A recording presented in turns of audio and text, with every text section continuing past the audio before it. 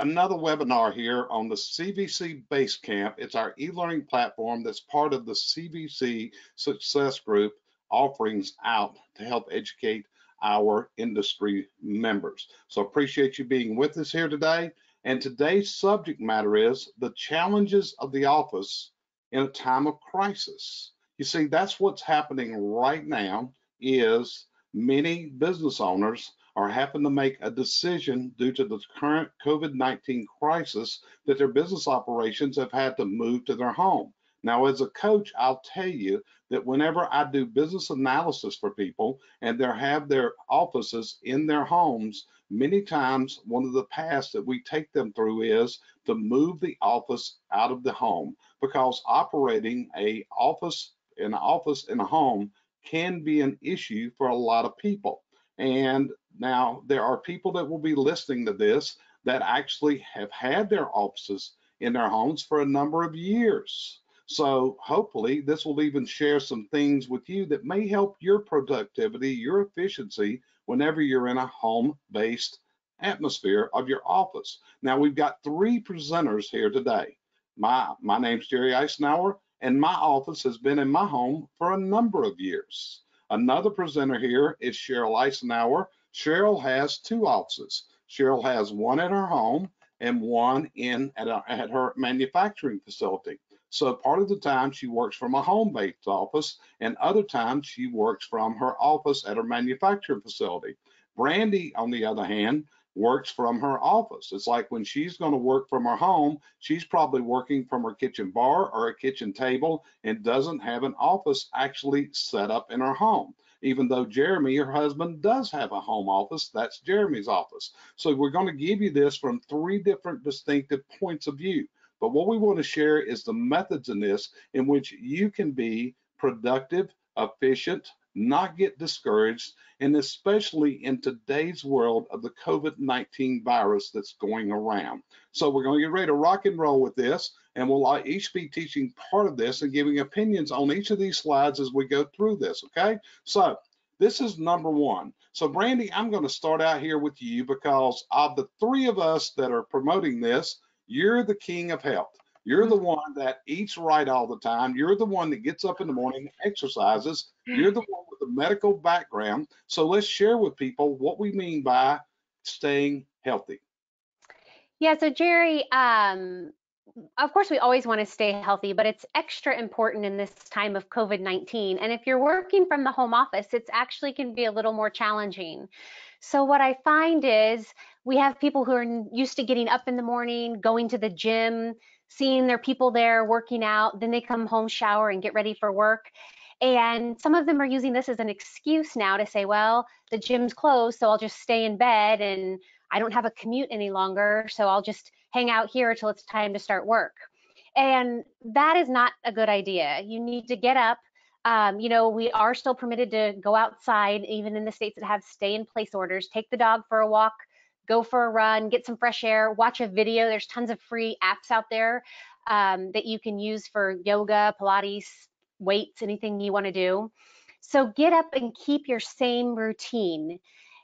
Going to bed is a part of that the night before. So you want to make sure that you're still going to bed on time, because again, a lot of people are thinking, well, I don't have that commute in the morning and I'm not going to go to the gym, so I'll just stay up till 11 o'clock tonight.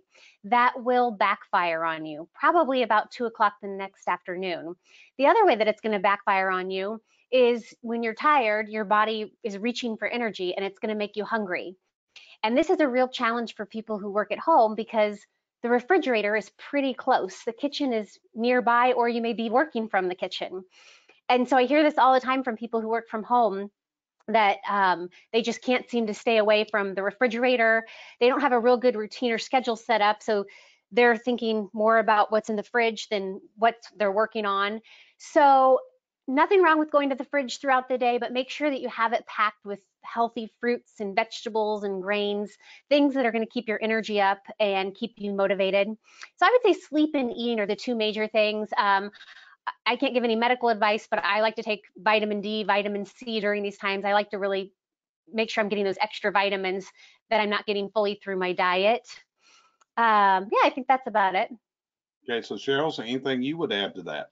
Oh, for me, I would suggest going outside some during the day. Take your breaks outside.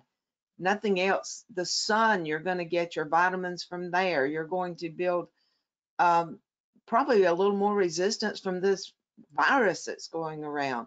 So the thing about it is number one, stay out of the fridge. As she said, the healthy snacks. I know I want to say a cover of putting it on my desk and eating it, where I won't do it at the office because people come in and look at you eat. Here, nobody can see and nobody can do a timing. I've even started setting a timer on my phone for lunch a lot of times, so I'll make sure that I do eat a lunch. And that's what you need, those meals and your snacks during the day, but again, healthy. Yeah, and a lot of my time is spent on the telephone every day. And one of the things that I often do is I very seldom sit at my desk whenever I am talking on the phone with a client. I am usually walking around the neighborhood. In fact, sometimes my mobile phone will blink because I go out of internet service range when I get halfway down my driveway, and all of a sudden they can't hear me. So I actually do a lot of walking. I take walks just around my driveway, around the front of the house. I may walk a little ways up the road, but that's one of the things that I do. And believe it or not, I'm not a big snacker. I don't eat that much through the day, even though my size may say differently, but I'm not a snacker that gets in. One of the things is I'm the world's worst about delaying eating. I don't have a regular time to eat where I may get really hungry. So regular meals are not something that I do and I need to work on, but these are the things. So that's one of the key points. Got to keep yourself healthy every day. Okay. This is the next one, and this is keeping morale high. So Cheryl, let's start with you on this one. How do you keep your morale high? That includes yourself, your family, not only me, but your son, your daughter who work for you. How do you keep your coworkers? How do you keep morale high when you're working from home? Basically, anything that they see you do, people are going to see. If you're sad, the people around you are going to be sad. If you talk on the phone to them, I mean, I talk to my son and daughter, which work for me daily, and if I'm not upbeat and I'm not making an effort to have a high morale, then all that does is bring them down, number one, and they are my children. Because mom's down, we're down. So you need to stay up. As far as your co-workers, if possible, talk to them every day. Give them some motivation. Ask them how they're doing. Make sure they're doing okay. Just stay in tune with them. The thing is, when you get down, it takes somebody to pull you up. Also, I believe in keeping morale up through the internet, through your social media. We hear so much negative stuff. I get so tired of it sometimes. I really try to post things that are upbeat. That's not just for my family, my coworkers, that's for my community. And so that's the way I do it. I just try to stay upbeat. I try to smile. Smiles are contagious. Okay. So, Brandy, you are a person that Flues Brothers, I'll be honest with you, even before this COVID-19 thing ever hit, that was one of the things about your company was you guys always build heavy morale.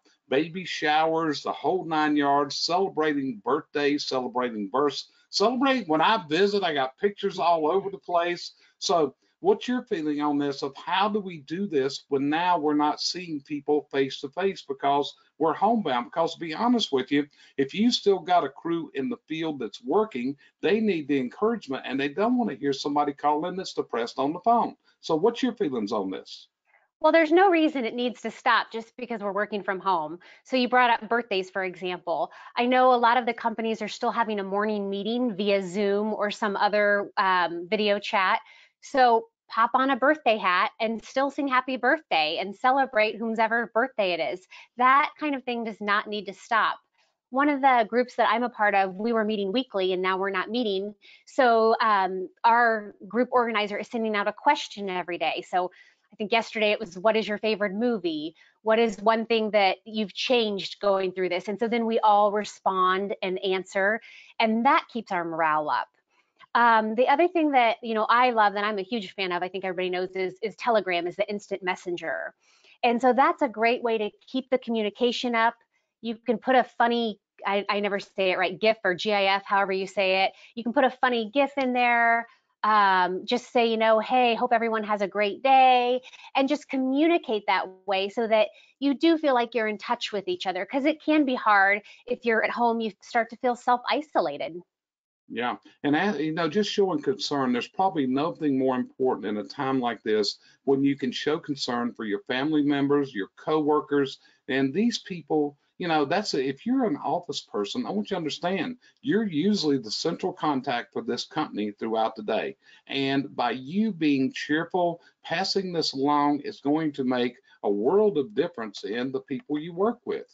So, stepping up, showing the value that you bring to others. Now, I'm going to hit on this one real hard, and I'm going to start with this one. Then I'm going to recognize the ladies that come in here. But this is a time that you have to rise to the occasion of showing the highest value you can as an office worker. Yes, we're displaced. Yes, things are different. Yeah, the boss is saying, hey, I got to get this paperwork up for the Small Business Administration, for the payroll plans, everything else. So it gets very hectic. But this is what I want to remind you of. Every office worker in a business, that's the key ingredients. That's the center of the whole spoke, and all the wheels roll around her, or him. So keep it in mind, the value that you bring to this business is phenomenal, and you're being depended on. So keep that value pumping out there, please. So Brandy, how would you show your value to others? What would you expect from your people? Well, I expect that they're going to continue to stay focused, concentrate, continue working, not get lackadaisical. I always tell my people, even when COVID-19 is not going on, we make the most mistakes during the slower times of the year.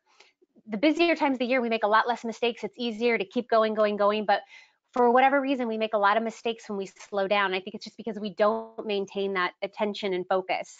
So just continuing to show that focus, and just, this is really a excellent time. If you are that employee working from home, this is the time where you can really step up, get creative with some of these ideas, and show your employer that you really care about the business and you're going to do all you can to make it a success. This is a unique opportunity.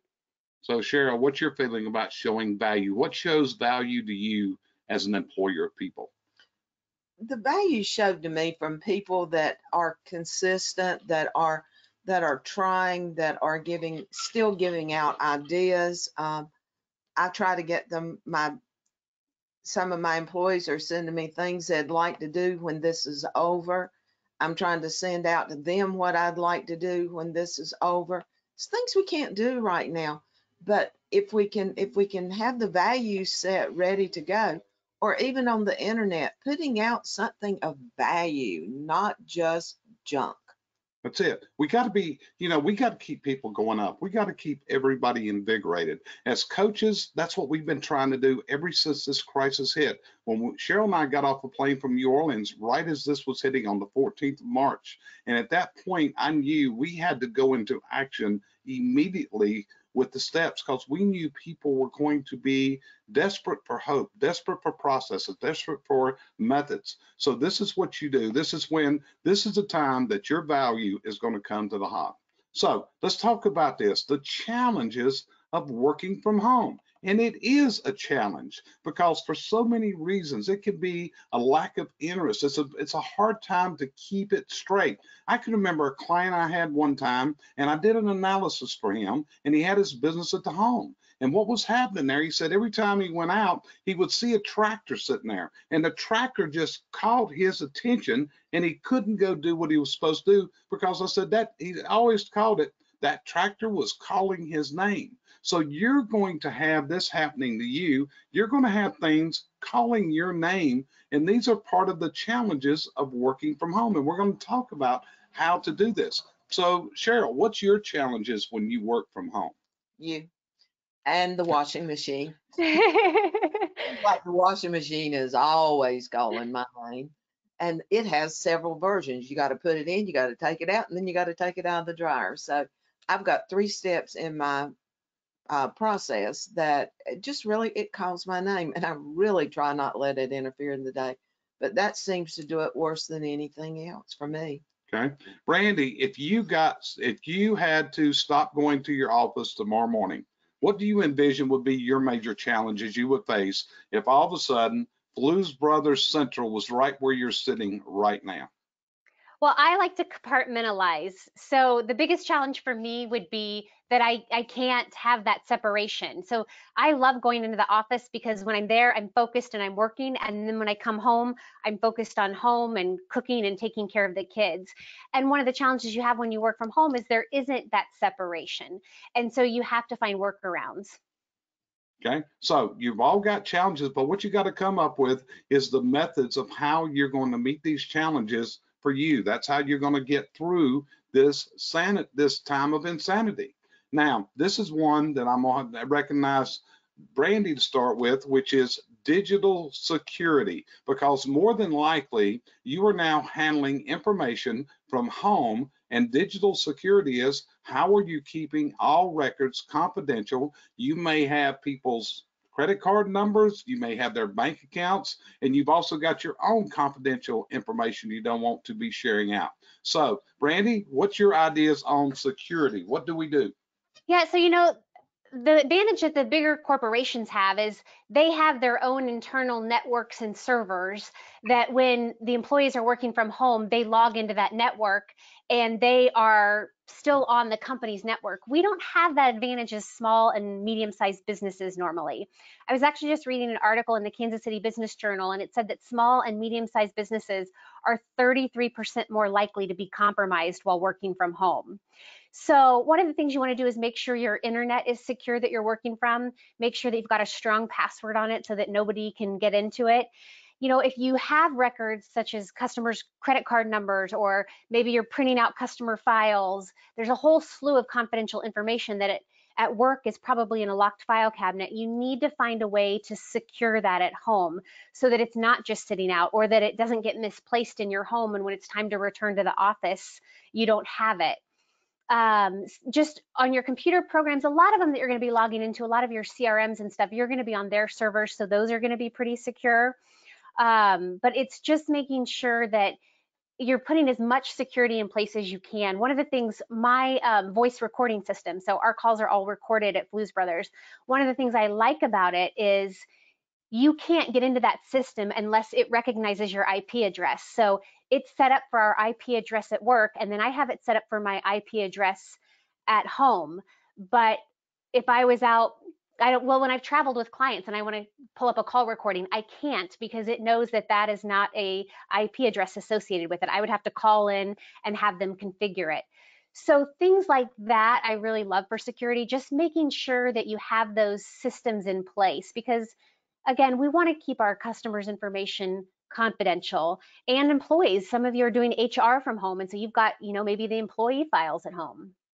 So, and that was where I was going to ask you a question. So this is vastly important because of medical privacy reasons, human resources, your files, they've got to be secure from there. Cheryl, is there anything you want to add about security here? My main thing is just make sure if you get any requests saying, did someone log into your computer, verify it immediately, because I don't know about you, but I get those. Someone's trying to log into your computer. So hopefully that'll help you out. Change your password, go from there. Yeah, Okay. just this morning, Cheryl, I had somebody, I have two-step verification on everything I can, and that's something I highly recommend to everybody out there. Anything you can put two-step verification on, do it. And sure enough, just this morning, I got a notification that someone was trying to get into my LinkedIn account. Yeah. So the next one is setting up your workspace, comfort, ergonomics, other things. So some years ago, I decided to work from home. I felt I would be more productive to have my own little atmosphere here. And like I said, now Cheryl is moving in the house. So now she's working from home. She talks, now this is a challenge, but the workspace has got to be one that is comfortable. And like I said, when you look in, Brandy, you can run a laptop for probably a couple hours right there at your bar, because I think you're sitting at your kitchen bar right now. If I'm familiar with you're not where you. I'm not telling you where I'm at today. Not, okay, she's not going to share where she's at today. So, but anyway, you got to have your workspace. So Cheryl, when you set up your home office, which actually It was one time was in the same room with mine, and then that didn't work good. And now you have an office in a spare bedroom that's now turned into your office. What was your criteria for setting up because you do interviews from there, you're running your own company from there, you're working with our clients from there. So what do you tell people about setting up your workspace? Number one, make it comfortable. You don't want to sit there in a straight chair all day. You want to have the things that are familiar to you around. Have your filing cabinets available. Have your records available. Be sure that you have a door that you can close. And Jerry understands that reasoning. Yeah, it was definitely challenging being in the same office with him because there was no privacy.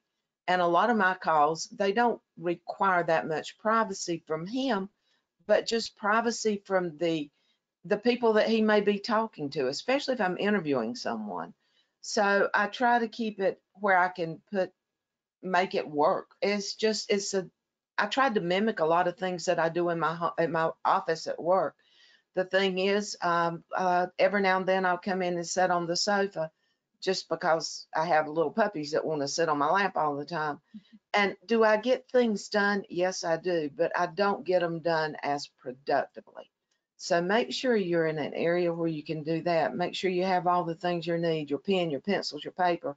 I even bought a printer just for this office here, so I don't have to come in and use Jerry's.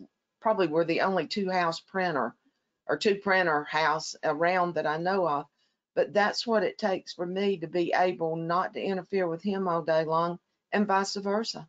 Right. So Brandy, what would be if you were all of a sudden decided, okay, I've got to move to my house and I can't go in the office anymore. You can make one trip over there, load the truck up, bring it home. What would you be looking for in your house? What would be your ideal workspace if this was a change in Blues Brothers tomorrow morning? Well, the truth is, I do work from home on the weekends. I do payroll on the weekends. Today I was responding to customer emails, so I do work from home. It's just not what I prefer. When I'm working from home, typically I am downstairs, either at my kitchen island or we have a very large dining room table that I'm usually set up at. And the reason I'm down there is because the printer is right by me on a bookshelf. That's where our tape is, our stapler, basically all of our office supplies are right there.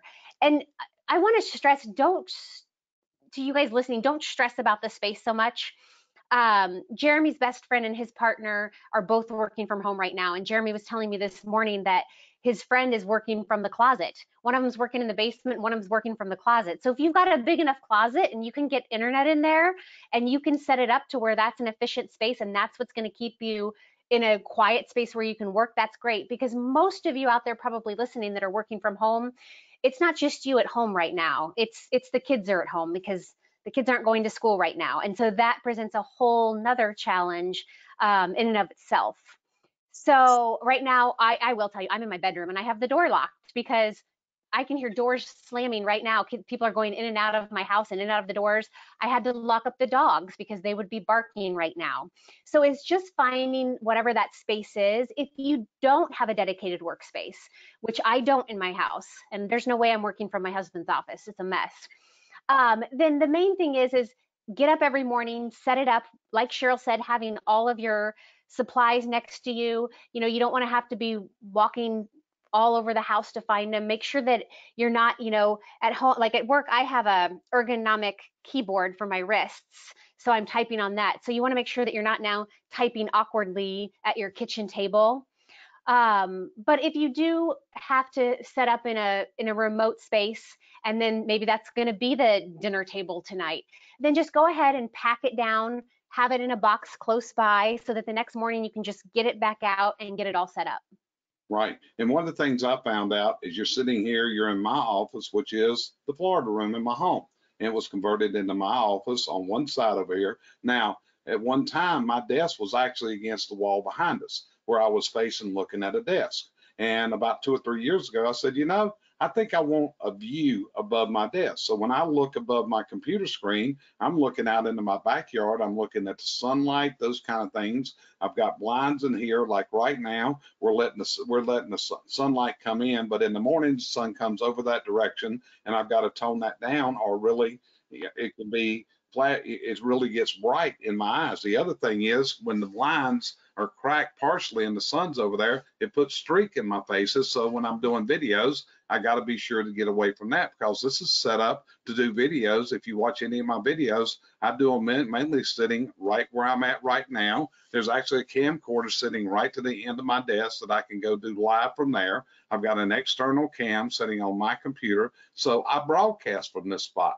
And I used to have a room at her office that was set up as a broadcast studio. So now we have it set up here and doing different things. In fact, if you look behind me, you'll see there's banners back there. Why are those there? It's for branding. Whenever I do my videos from here, we have things that we can put up very quickly, take down, because it wouldn't want to be there all the time. So it's all part of how do you run your business effectively from your home. But that's how we do it. And also, it's just like the chair I'm sitting in. There was a while back, my chair wasn't comfortable. And I went to Staples and I probably sat in 50 chairs to find one that had just the right lumbar support, because I'm in this chair a lot and I got to be comfortable coming out of this. So those are the things, and that's what Brandy's talking about, ergonomics. You have something? Another thing I would say is to keep it neat. Another reason the banners are back here is so you can't see the non-neat.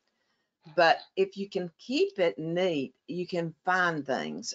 At home, you tend to spend more time looking for the things, like Brandy said, that you've got sitting in particular spots at the office. So I'm not really good at it. If it gets too far out of hand, especially in a home office, it becomes a storage area and everything's just stashed around. My suggestion is to keep it neat, keep it very cut and dry, keep things you need. Don't have all the extra stuff. Okay, so let's go to our next slide. And okay, Brandy, and then we're going to go to Cheryl. This is about all the tools that you're going to need from home. So Brandy, you want to kind of go into all these? Yeah, so this morning I was watching CBS Sunday Morning, and they were talking about how the internet, people are having trouble with the internet because now everybody's at home, everybody's trying to take that bandwidth. There's households where you've got 3 of the kids on a Zoom meeting with their teachers, and then mom and dad are also on meetings trying to work, and so you're having connectivity issues. So you want to make sure that you have a good internet. Some people's wireless does not work very well in their house. I have a a side-to-side split level house, and so there's parts of the house where we do not get great internet. And so there's times where you may need to hardwire to the internet, and that can affect where you're setting up your home office. Also, making sure you have a backup plan for if the internet does go down. Most smartphones nowadays have a hotspot on them, so that's a really good option, is connecting to your hotspot if your home internet goes down. But just being aware of that. One of the things, one of the tips they were giving on CBS Sunday Morning this morning, there was a guy on there who is saying his Zoom videos are going out during the day. And I actually have a good girlfriend who works in the corporate office, and she's been complaining about the same thing. She said there must be just so much internet traffic in the late mornings because you're just not getting good video quality, or it's dropping. So just know some tips and tricks there. One of the things you can do is turn off the video, and that will give you a little bit better quality if you need. Noise canceling headphones, these can be really, really useful, again, especially if you've got the pets or the kids at home, so that they're helping cut out that distraction. You can't hear in the back, "Mommy, I need a juice box," or whatever it may be. The company messaging system, we kind of already went over Telegram.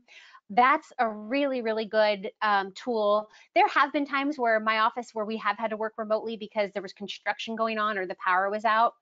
And so the phone is ringing on our cell phones like it would be coming into the office. And so if it stops ringing suddenly, then I'm like, did somebody get it at their house? And so then we can message each other, "Hey, did you get that call?" Or, "Hey, did you see that web submission that just came in? Can you take care of that?" So that's going to be really, really important, so that you can just quickly get a message out to your coworkers and continue the day-to-day. Phone transfers, going back to what I just said, it's really, really important. I hope that everybody listening here is answering the phone. I hope it's not the case that you're like calling in for messages and returning them. It's been interesting since this started. I've had so many customers calling in and saying, "Oh, is this the answering service?" And I'm like, "No, this is us." And I guess they're getting a lot of answering services or people not answering the phone. And we want to make sure that we're picking up the phone. most VoIP systems, which is what I think most people are on nowadays, you can transfer the phones to your cell phone and it rings in there just like it's coming into the office. I have an app on my phone. I can call the customer back and it looks exact. It says it's coming from Blues Brothers and it's recorded on my cell phone because it's going through this app on the phone system. So making sure that you have that piece, I mean, that's probably one of the most critical pieces. I know if you guys have listened to my classes, I'm always on call recording, call recording, call recording. We don't want to let that up just because we're working from home. The Zoom and the virtual meetings, we're using Zoom now. You can get a free Zoom account. I think they just cap maybe the time at 40 minutes. And they may cap the number of users, I'm not sure.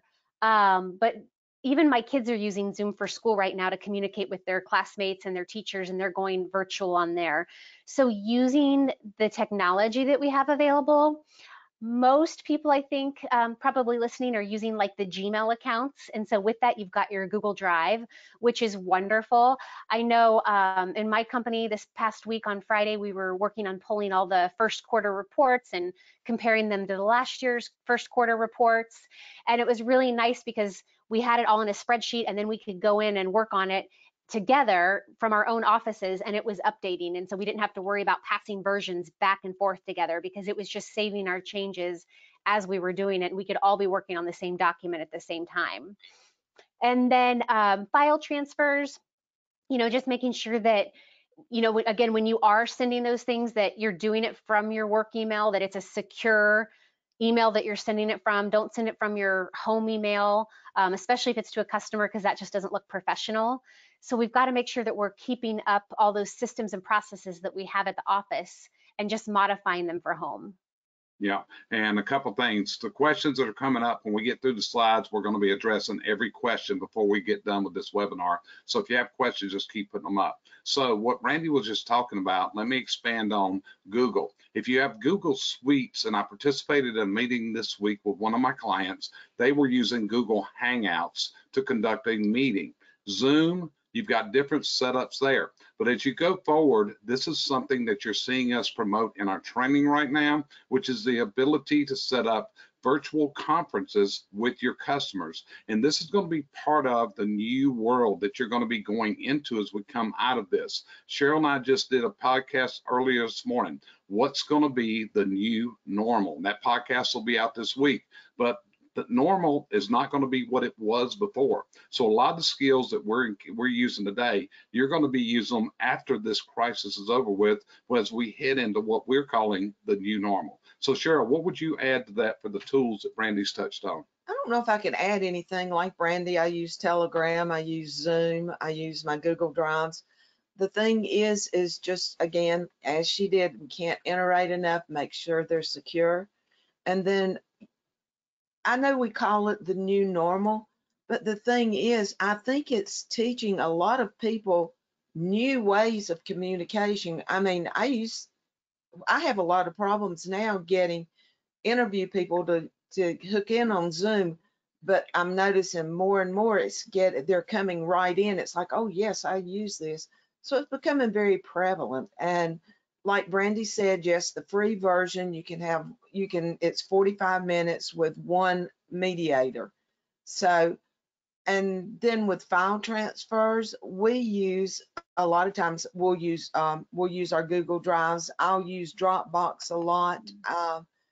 I do secure my files on Carbonite, number one, because I have lost a computer before.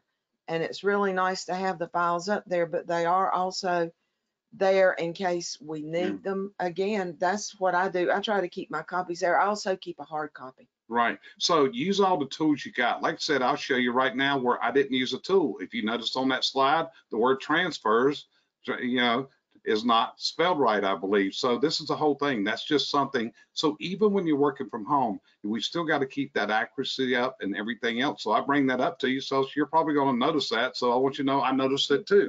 Okay. So with that, let's move on from there. Go to our next subject of interest. And Brandy, this is all yours. So I want you to go over this good for everybody. Okay, so the Pomodoro technique, this is something that's really gaining a lot of popularity right now as people are working from home. So this is a technique that a gentleman created in the early 90s. And the reason it got the name of Pomodoro is after the Pomodoro tomato. And he actually had a timer that was a tomato. And so that's what he named it. But the idea behind it is it's a really great way to organize your day to be very productive and get the most done during increments of time and yet still take your breaks. So the idea is you're going to set a timer for 25 minutes. I will tell you there's like free Pomodoro apps on your iPhone that'll actually have the timer built in for you. Same, there's even, you can go on YouTube even and set the timer there as well. So you're going to set the timer for 25 minutes and then you're not going to look at it. In that 25 minutes, you are just going to work and be effective, knowing that there is a break coming and just getting as much done. Don't get distracted. Don't look at social media. You know, maybe this is the 25 minutes where you're clearing out your email, or maybe this is the 25 minutes where you're looking at the customers from yesterday. So then when that timer goes off, you're going to go ahead and take a 5-minute break. Now, obviously, if the phone rings with a customer or something, we're still gonna answer it. So it's not perfect in that, but our phones are a lot slower this time of year. And during that 5-minute break, you want to get up and walk around. Maybe it's a trip to the bathroom. Maybe it's a trip to the washing machine. Maybe it's just to check on the kids and how they're doing with their schoolwork. 5 minutes, then you're going to sit back down and you're going to set the timer for another 25 minutes. You're going to do that 4 times. For those that work out, it's kind of, I relate it to like a Tabata exercise.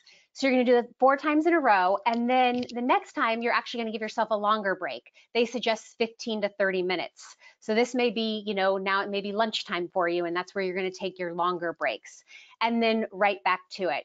So the idea is that they've actually done studies and they show that you're actually 2 times more productive using this technique, because otherwise, and I'm very guilty of this, we kind of tend to, well, I've got all day to get that done, so maybe I'll look over here or hop on social media. So the idea is that it's to give you that focus and you know that that break is coming. Yeah. So this is a great process. Like I said, a lot of times you can work yourself to where you're in a position of no productivity. You're actually just buried so deep. And sometimes if you just back off a minute and take a look at things, and you get clarity and you get focus and go from there. So Cheryl, anything you want to add to this slide? The only thing I'll add is one a thing that I saw where teaching children in 10-minute increments was for 6 sessions was better than a 60-minute session. I think it would work. It works well with adults too. Maybe not the 10 minutes, like you say, the 25, but during those 25, don't hop around. Don't do social media and then do phone calls back and then do this. It's focused at one particular thing for 25 minutes. Okay, so Brandy, let me ask you a question. You are a mother of 2 teenagers. Your kids are no longer going to school. So are they going to school via online classes right now?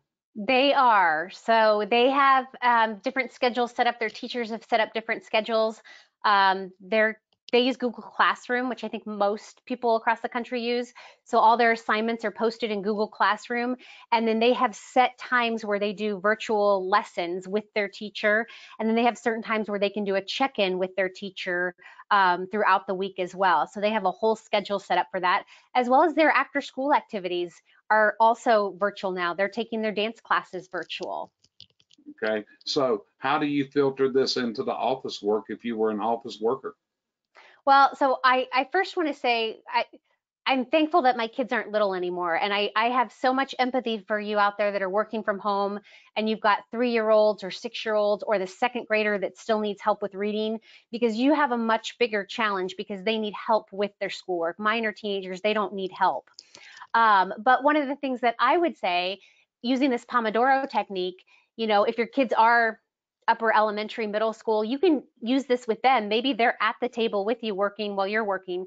You can have them set the timer, they do their homework for 25 minutes, and then you all take a 5-minute break.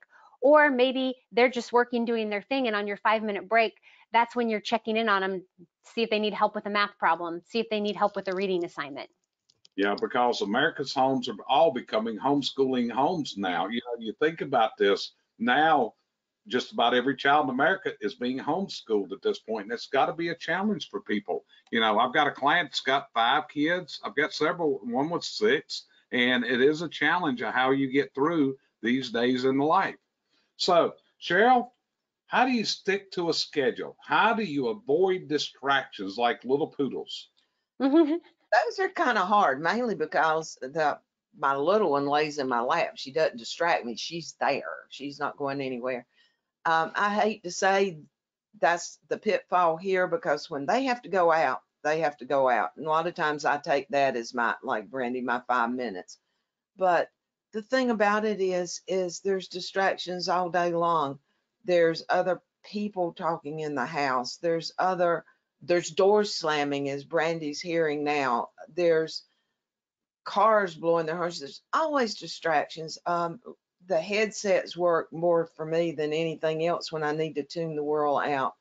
I try to keep a light music going. Jerry likes the news going in here on the TV. The bad part about that, the speakers are right above the door in my office.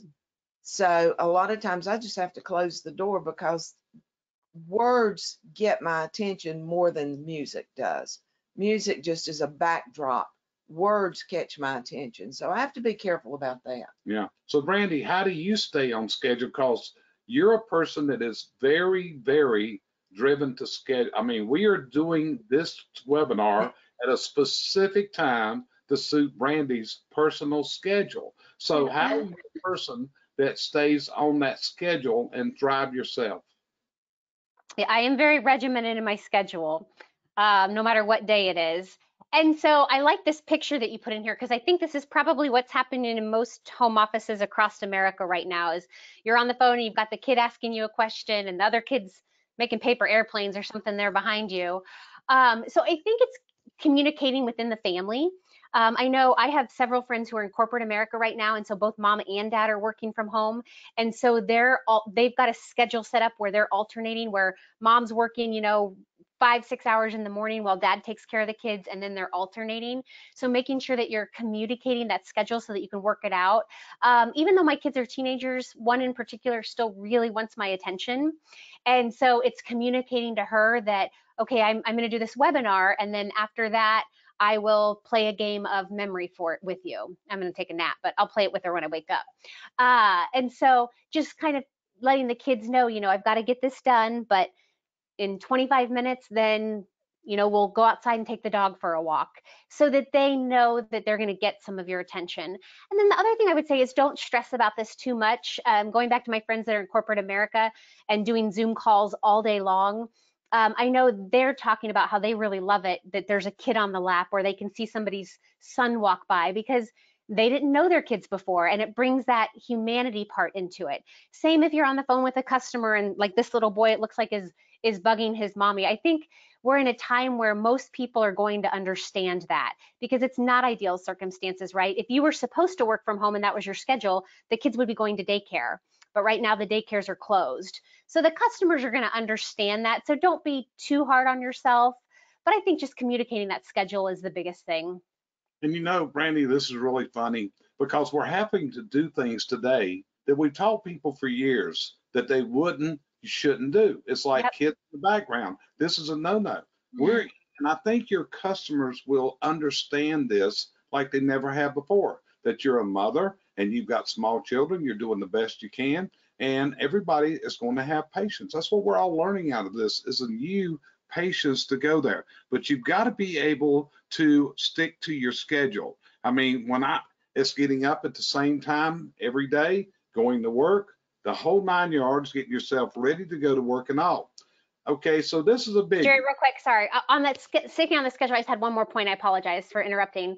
The other thing that I wanted to say about sticking to the schedule too is, and this is where I struggle when I work from home, is making sure that you're shutting it down when it's time to shut it down. So if your workday ends at 5 o'clock, you are leaving that office space or packing it up, and it's now family time, because type A personalities especially, this can actually be detrimental to them, because now they can check the email at 7 o'clock at night or 7:30 at night, or they'll see a voicemail that's come in and the temptation is to return it. That's what we want to avoid, because that's how you will get burnt out really quickly working from home. So I would just want to make sure that we point that out as well. When the schedule ends for the day for work is over, now it's family time. So in other words, don't be like Jerry. Yes, I tell you that all the time. You work too hard. Well, said Brandy, there ain't nobody gonna outwork me, right? Nope. Okay, so with small kids, it would never work out. We don't have small kids, so it goes from there. So, whoops, I skipped one. So this is a biggie. Procrastination. I'll get to it tomorrow. I will get to it later today. I'll get to it when I get to it. This is going to be a natural tendency. So, Cheryl, what's your advice to not let procrastination reign supreme over your life? Well, I'm going to be the devil's advocate here. Most people procrastinate at the office also. That's not just an at-home trait, but you have to be even more careful not to do it at home, because you can do it at 9 o'clock that night. You can do it before you take your shower. The thing about it is, if you put it off, the stack just gets taller. And so, again, back to the scheduling. I mean, I have a file that's called the oh crap file. And what that is a file of things that I don't have to do right now, but that I need to get scheduled. I have another immediate file. I have another, and mine are filed out by the time frame they need to be done in. And if I keep it that way, if I get a new project, I slide it in the one that it needs to go in. It keeps me on track of getting what I need to get done instead of what I want to get done, because we all tend to do the easy stuff and what we want to do. I try, and it doesn't always work. Let me clarify that. I try to do the hardest things first. That way they're out of my way, the most time consuming, where I can, when I die at 2 o'clock, I'm kind of like Brandy. I'm a morning person. I come out like a line. About 2 o'clock, the body starts decreasing really, really fast. So I need all my huge projects and all the ones that I tend to procrastinate on done prior to 2 o'clock. So be aware of where you're doing it and the time frame you're doing it in, because I can almost guarantee you when you're procrastinating, you're doing it more at the same time every day. Right. And this is where you have to use that word coaching. You've got to self-coach yourself into doing this. This is one of the things that I deal with as a coach in clients. It's like, hey, we got to get this done. What are we getting done today? And I'll ask the question, what did you get done today? What was the things there? And it's part of the accountability. So part of this is going to be to not become a victim of procrastination. You're going to have to hold yourself accountable. Okay? You didn't let Brandon go on I'm that sorry. one. Go ahead, Brandy. Sorry. Well, so everybody who knows me, I like these notebooks. I buy them in bulk at Walmart for all of my office staff. And I don't know if you can see it. And then they just have where you can go down and list all the items. I think writing it down and having a to-do list really helps, because then it's staring at you in the face. And I've even found there's days I'll try not to write it down, and I find that I'll forget things. And on the days that I do write it down, I'll be like, well, I don't have anything to do now. And then I'll look at my list and there's like 3 things I've forgotten about. So I think this really helps with procrastination. Now, you still have to have self-discipline. I'm in my annual review season. I hate writing annual reviews. They just take a lot of time, and I just hate it. It's one of the things that you talked about a suck bucket years ago, Jerry. That would be in my suck bucket, is writing annual reviews. And so that's one of the things that I tend to put off until, like, okay, there are reviews next week, I guess I better get it written. And I have the extra time right now to be doing that because the phones are not as busy. So I'm just trying to make it a point of every day writing down whose review I'm going to work on. And that way I can scratch it off. I think another way to help avoid procrastination is to come up with a reward for yourself. So this is something I have to do and play mind games with myself. Okay, well, if I get Tyler's review done today, then I'm going to buy myself a new nail polish, or then I'm going to go for an extra walk out in the sun, or just something that rewards you for getting it done, that motivates you, will help with the procrastination piece as well. So you're self-rewarding yourself when you get your goals met. Absolutely. Like you want to get your nails fixed, if we were still fixing nails, or your hair fixed or something like that, So let's go back. One thing I don't think we approached, Cheryl, you work from home. Did you get up, get dressed, makeup, the whole 9 yards, just like you were going to the office, even though you're not leaving all day? I literally follow the same routine almost to the minute. It's built ingrained. I don't want to get out of it because number one, the habit thing. It takes a while to get a habit established.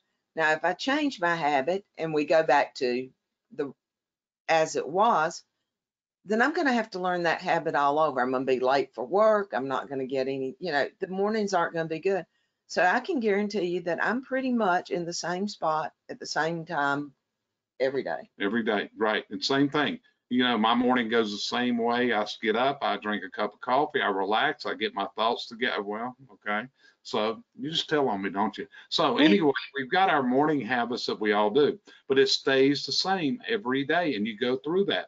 I can just about tell you, she can probably put a clock when I'll be sitting at this desk making a morning motivational quote in the morning, right about the same time every morning, and I'm following that process through. So don't be, you got to have that self-control into this. It's a stressful time. How do you control it? How do you control it? And so I've got a slide up there about it. So Cheryl, you're a leadership coach. This is all about stressful times. What do you tell people to control it? Number one, just calm down. It'll be okay. The thing about stress, 99% of stress is self-imposed. There's something over here that causes it, but you build on it.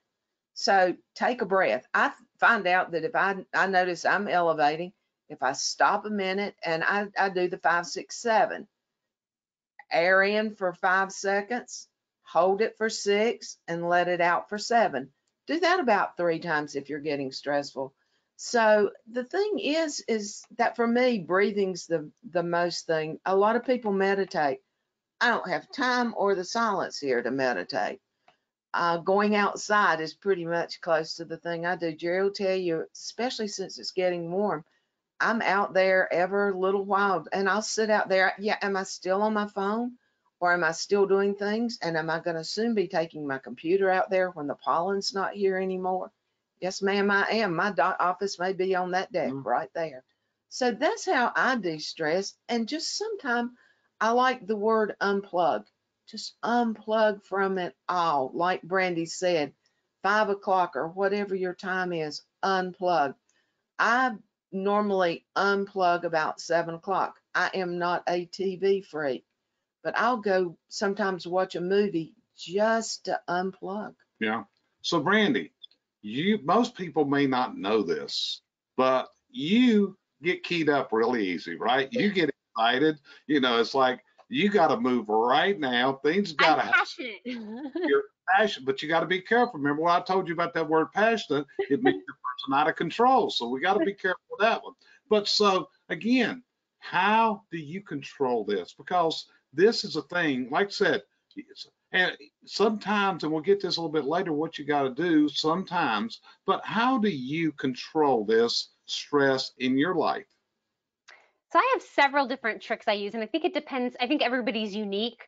The first one, I really like what Cheryl said about unplugging, because about 2 weeks ago, I found myself just glued to the news. I mean, and I had my computer with alerts so that whenever the governor came on and talked or the president came on and talked, I was watching it. I was coming home and telling the kids to make sure that they turned on the national news and watching it. And it got to the point where I just had to unplug it, turn it off, and just not watch the news for 4 or 5 days, because it was just stressing me out. And this, was about the time too where we're finding out, okay, well, we may have to go into voluntary layoffs. It was just stressful. Some of the other things that I like to do, and this is a really good tip for working at home, you can go on YouTube and just YouTube chair yoga, and it will bring up all sorts of videos. And that's just a really great thing on that 5-minute break, or maybe that 15 to 30-minute break that you're taking. Watch a chair yoga video and do some chair yoga there in your chair.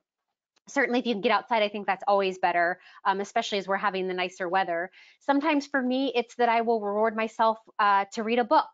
And, maybe you're saying, well, I've read all the books in my house. Most of the libraries across the United States actually have where you can go online and rent the books and do it digitally. So sometimes it's just reading a book. I actually am a TV addict. I probably need a 12-step program. And so a lot of times for me, it is, okay, when I get this done, I can watch an episode of Ozark, or I finished The Tiger King this weekend. So TV for me, some of those things that I can just tune out is a reward for me. So those are just some of my ideas, going on a bike ride with my kids, um, just anything that helps you relax. Sometimes for me at the end of the night, it's taking an Epsom salt bath if it's been a really bad day. Okay, so here's what I'm going to encourage you to do, and I covered this in my podcast I did today. I want you to consider doing something called journaling. And when I say journaling, start writing what's happening every day. And the reason I'm telling you to do this, and I'm going to go back to the personal challenge that I had in my own life 10 years ago in the last recession. And one of the things that helped me to get past this was I wrote a book.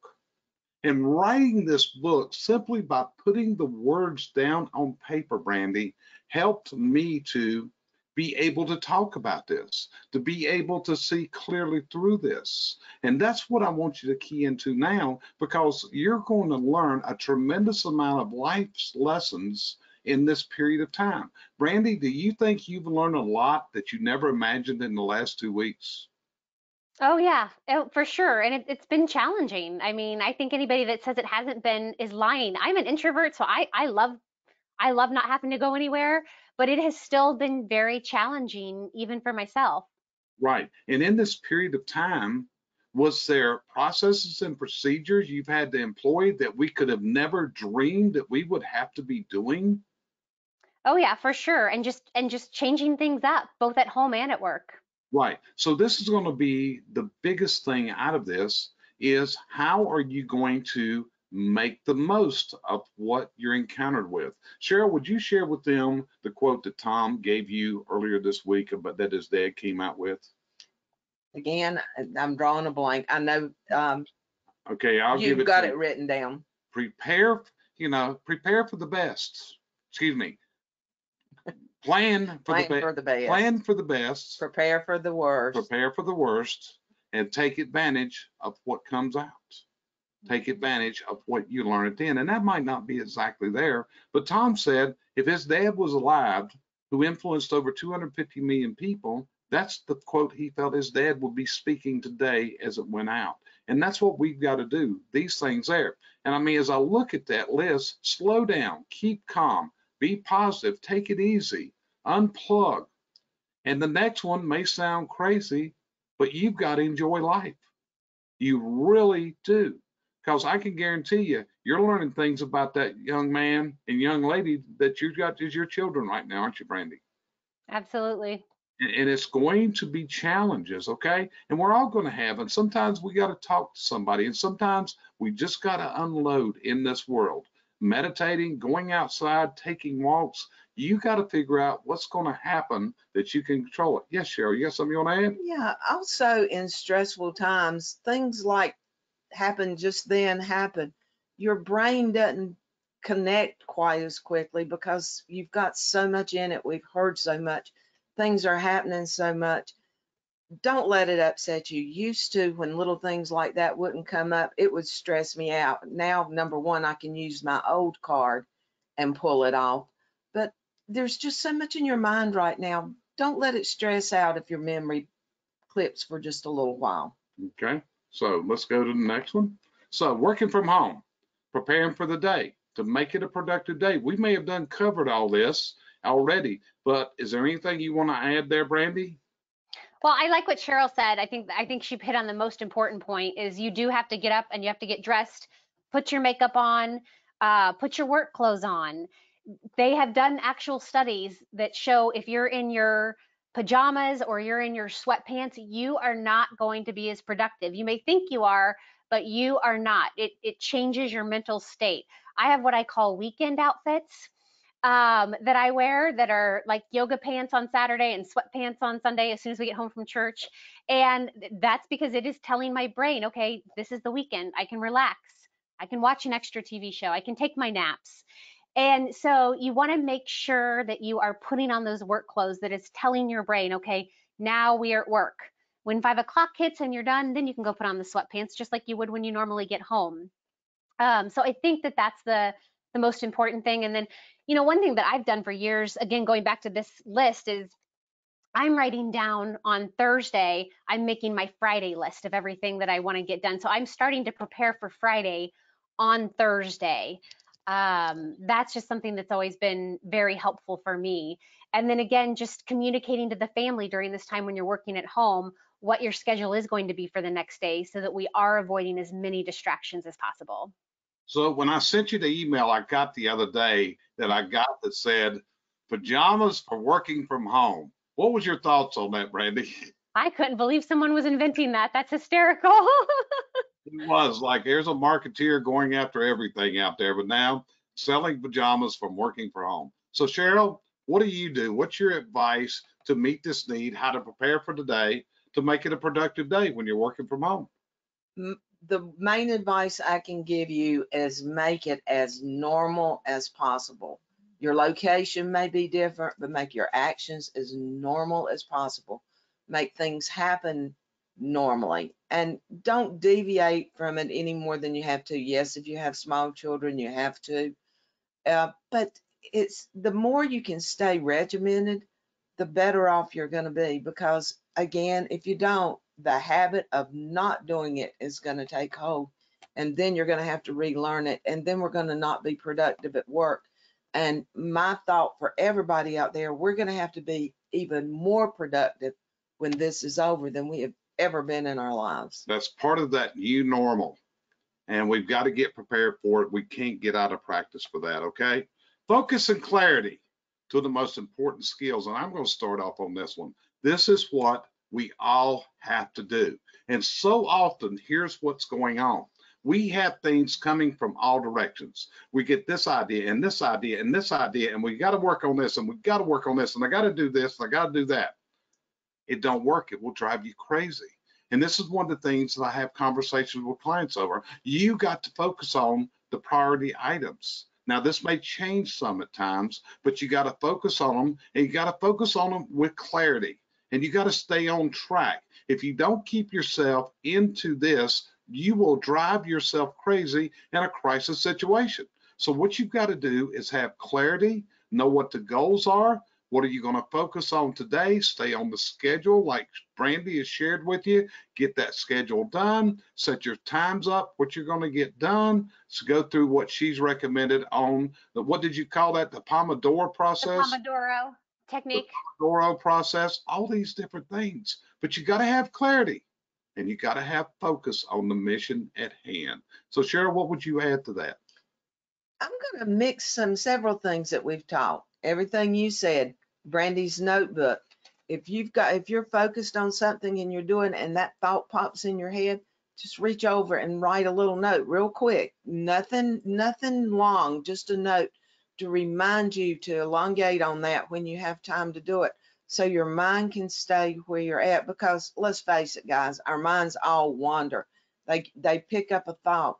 Even something I do, I keep a notebook inside a drawer beside my bed. I had someone tell me this years ago.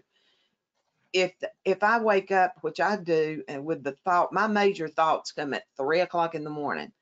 And a lot of times I was told, keep a notebook there. But the thing about it is, don't cut the light on, because that triggers your mind into it's daytime, it's time to go. Just pull the notebook out. Just write a couple words on it, lay the notebook down, and go back to sleep. Same thing when you're awake.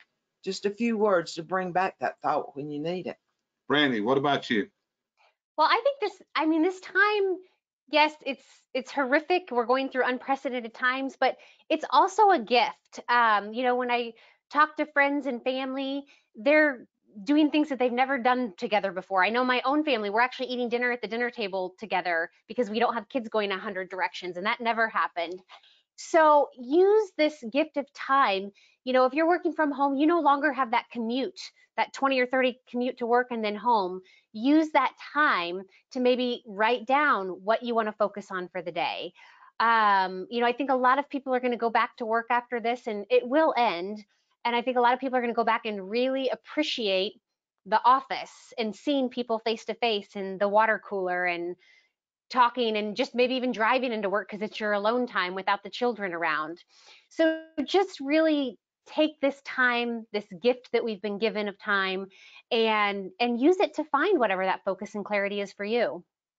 Great. So it's all, but you got to maintain that clarity. We all got fears. There's not a one of us that don't have fears inside of us. So we just got to go forward. And then how do you do your part to guide the company through turbulent seas?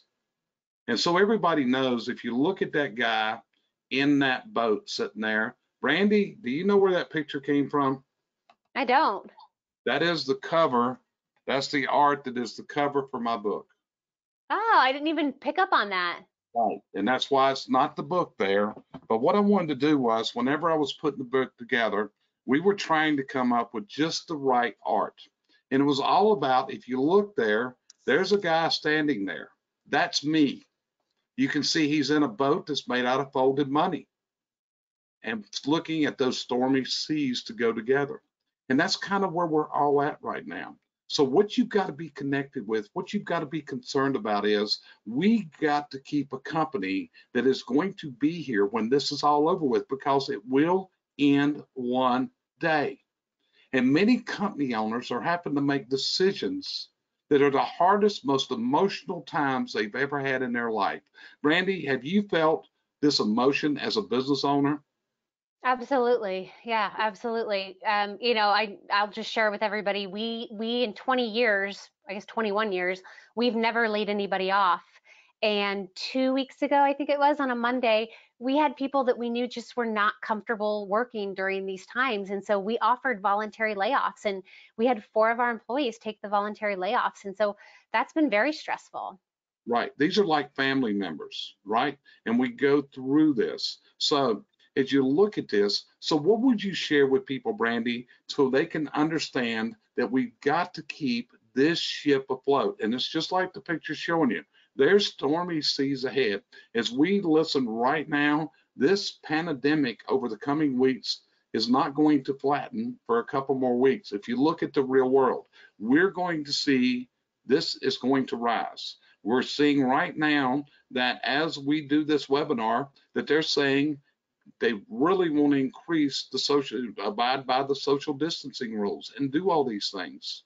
So what would you tell somebody in your company, Brandy, or anybody listening that could be a key person in office, how they're going to help this company survive to come out where we all have something at the end?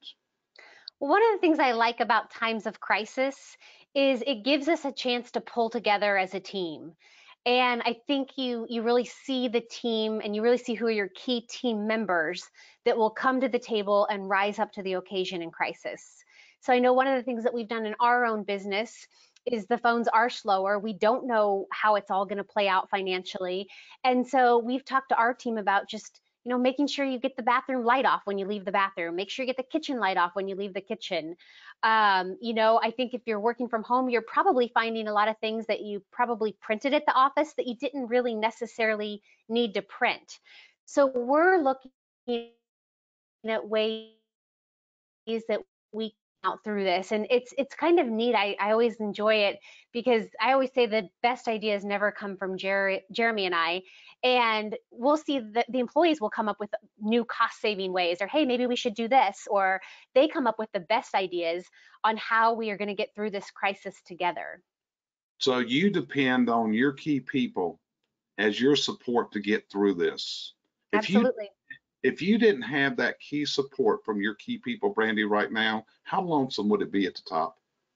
Super lonely, super lonely. I have going back to your cover, when we offered the voluntary layoffs, because we did want to make sure that anybody that wasn't comfortable working and going into the customers' homes did not have to do that. I remember my director of operations, I said, what are you thinking? Do you want to take it? And he said, nope, I'm going down with the ship. The other week I was supposed to go to a client, and I had 1 day swap meeting to do and 1 day of training to do. And he told me, he said, Jerry, the guys said they wish you would not travel here because they're very concerned about you and Cheryl and contracting the virus by coming here and visiting.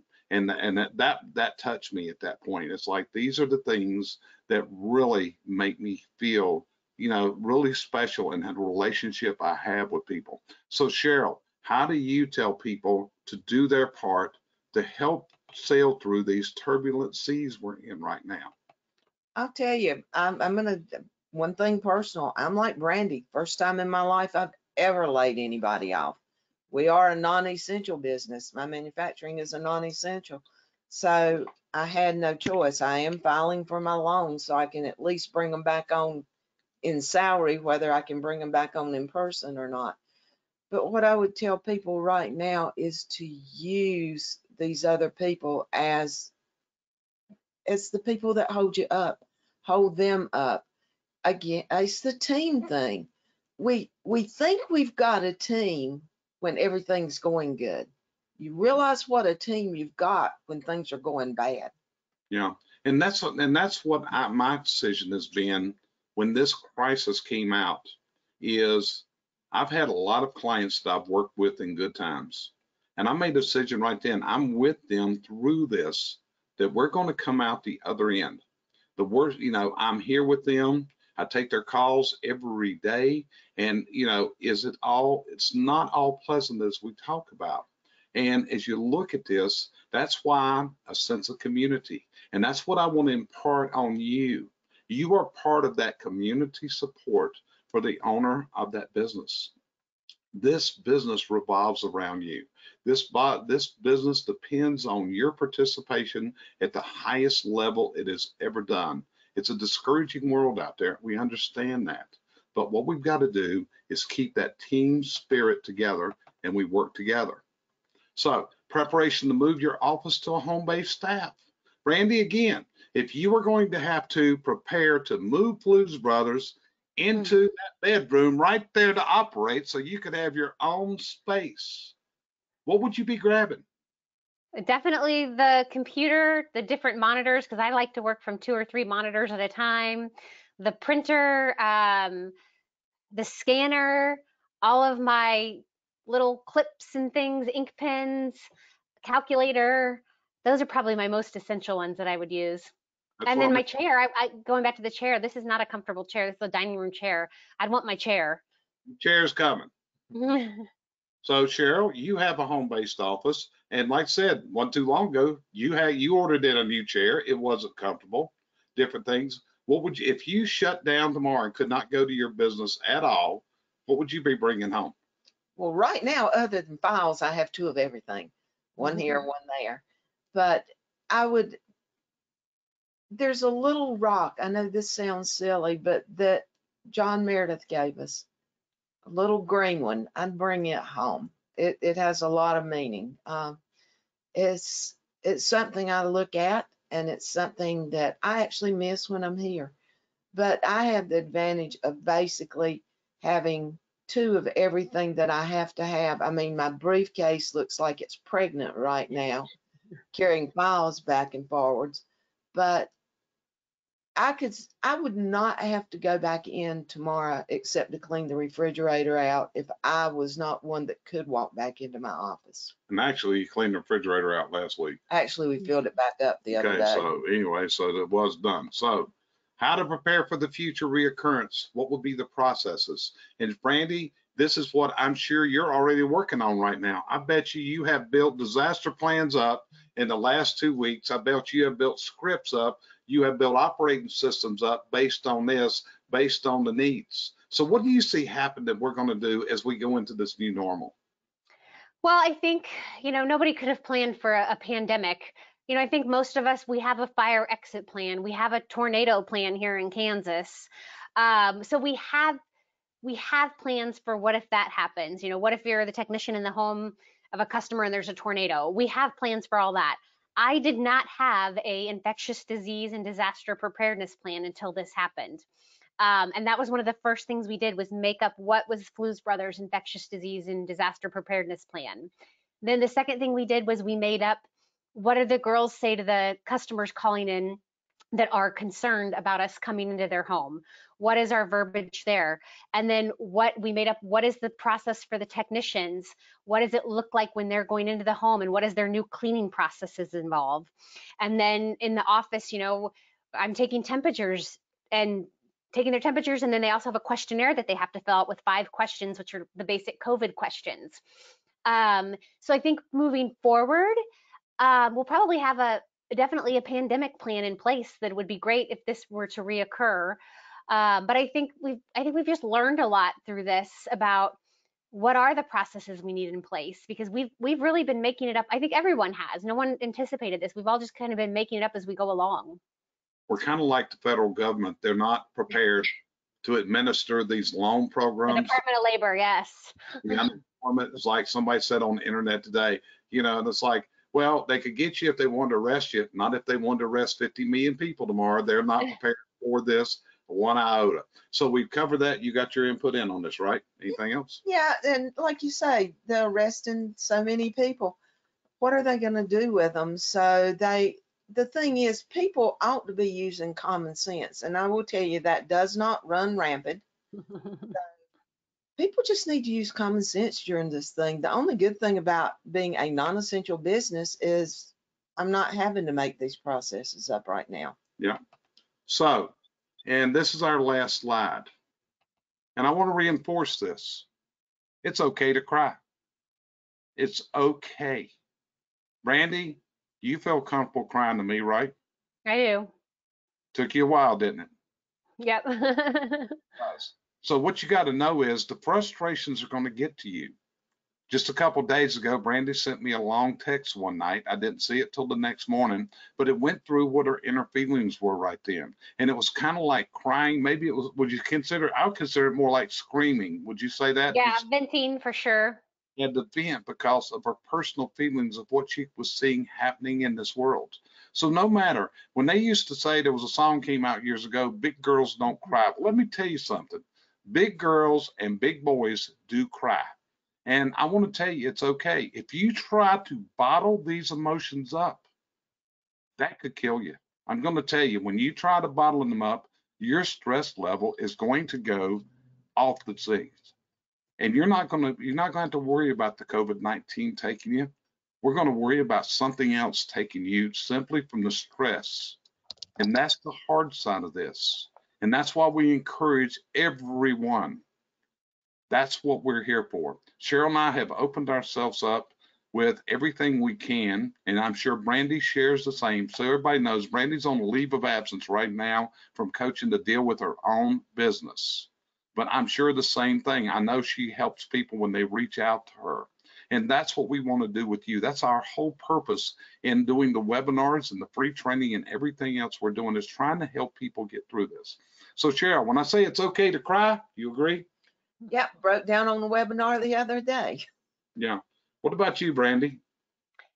Yeah, I think that we have to talk about our feelings and our emotions through this time. And I think this is where you have to have a support network. And we at CVC want to be that support network for you if you want us to be. I think, yeah, with all 3 of us and Donovan and the other coaches, you can reach out to any of us anytime, day or night, and we will listen. And just as you said, Jerry, I've been on the phone this weekend with a couple people, just walking through them with the challenges that they're having right now. And then also your support network outside of work as well. Right now we're not leaving our houses, so we're not seeing people. So I've been setting up, Zoom meetings with family and friends. I know a lot of my girlfriends are having Zoom happy hours where they all get together like this and they all have a glass of wine and talk. So reaching out to make sure that you have that support network during this time when you can't be face to face with people, because even though I'm an introvert, all of us are human beings and we're created to have that time together and to talk. I know telehealth right now is really big. I come at it a lot from the mental health perspective as well. Our company has Blue Cross Blue Shield, and they have already reached out and said that until I think August, that all the telehealth is free, and that can even be for the mental health. So if you find yourself where you're getting to the edge, Jerry, my text was probably the edge to Jerry the other night. But if you find yourself where you're getting to the edge and you need to reach out to somebody, go ahead and call up that psychologist on the phone and talk with them. Call up that friend or family member, call up CVC. The main thing is you can't keep it bottled up. And we all have our own unique challenges and our different situations right now. don't keep it bottled up. You have to talk about it, and you have to come up with creative solutions. And the only way you're going to do that is by reaching out to your support people. Yeah. So Brandy, we've had one question asked here, and I want to address it now. Like I said, I want to go through the presentation, but this is the time to do it. And this was asked, what specific tasks could or should be tracked for a CSR who is working from home? How do you track productivity? And I think that's a good one for you. Yeah, so again, if we were a big corporation and they were logging into our network, we could easily track exactly when they're on the computer, their keystrokes, what they're doing, and when they're off. Us small and medium businesses do not have that luxury. I hope that whoever asked the question, I hope that they're answering the phones, and I hope that you have a phone call tracker system that you put that into, or you go back and listen to the call recordings. And that's one way to be productive. I can't remember, Jerry, I think it was another call you and I were on recently where somebody was commenting that they had noticed that their office staff was getting a little sloppy answering the phones from home. And so that's where we want to be going and listening to those call recordings and checking those. I will tell you that it is going to be a difference in productivity at home. There's just no way around it. And two, a lot of us work faster when we're at home because we don't have the distractions and the interruptions. So I know when I'm at home, I can get things done 20 times faster just because I don't have those interruptions. I don't have people coming in and asking me questions. So in some ways, you have to expect that the productivity is actually going to be in a less amount of time, but probably just the same amount of work. As far as tracking too, again, we have the phone call tracker where we can go and look, listen to their call recordings. I can see in my office, our email goes to an info box. And so all of us in the office get the same email. So then I can see when they respond to it because they CC all of us. So I can see that they're actively responding to those emails from time to time. Just doing a check-in with them. One of the things I was reading about working from home is having more frequent of these meetings. So maybe it's a matter of you meet with your office staff at 10 a.m. and 3 p.m. every day just to say, okay, what have you done this morning? What do we need to work on this afternoon? And having that touch base that would normally happen in person to person. And you can have them, it's okay to have them give a daily report. Hey, today, this is what I got done, and this is what I'm going to work on for tomorrow, or these are my goals for tomorrow. Yeah, I think that's what I would say.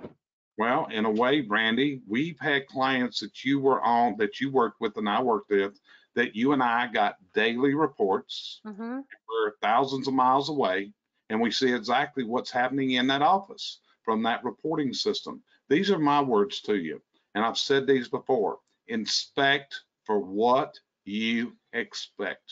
If you don't inspect for what you expect and it's not getting done, it's your fault. I hate to tell you this is your position as a leader. The next thing is called accountability. And it's also called having that hard discussion you got to have sometimes and finding out what is the issue. But if people are working from home, they're on your payroll. They need to be producing at the best level they can. Today, more than ever, today is such a fast changing pace, such a fast changing world. Cheryl, what would you say in the area of this? Just stay in touch. I mean, the main thing is, again, I'm a little different from Brandy. Well, no, I'm a lot different from Brandy on this because mine aren't there. And so, but they are answering the phones right now. They're transferred to my phone, but that's because we're getting like one a day, maybe. But that'll change too. I'm getting a lot of emails. There's a lot of people out there that are still interested in my services, Brandy's services, your services. They're out there.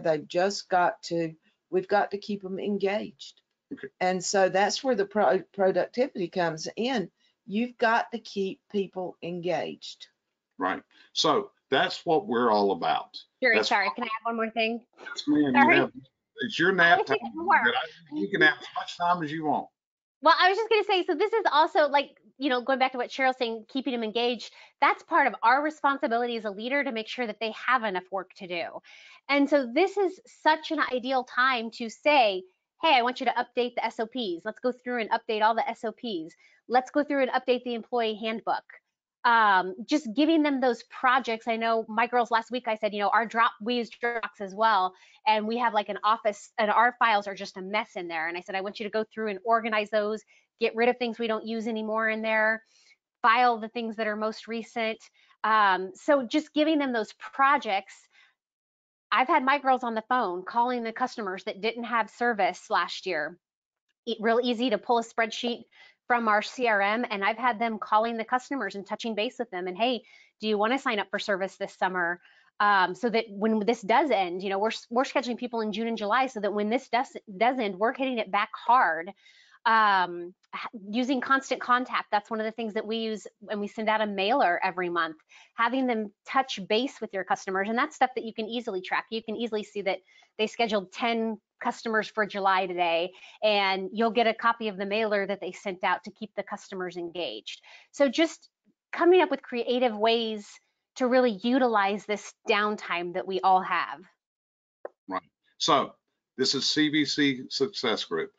And right now, what we're doing is we are trying to produce the best training, the best coaching we can, whether you're a client or not. That's our whole goal. This is a free webinar. We'll be promoting it across the internet, and we have free open training coming in this week. On Wednesday afternoon between 2 and 4 p.m., we're going to be doing gas training. It'll be myself and Bob Wise will be on the call, and we're going to do 2 hours of live gas training. We're going to take the questions. On Thursday, it's going to be Chimney Day, and we're going to be entertaining chimney technicians with their questions and a program for them. On Friday, it's going to be Office Day. Brandy, myself, Cheryl will be on there on Friday. But every afternoon, Wednesday through Fridays, through this crisis, I'm planning on producing this free training. It's just like this webinar.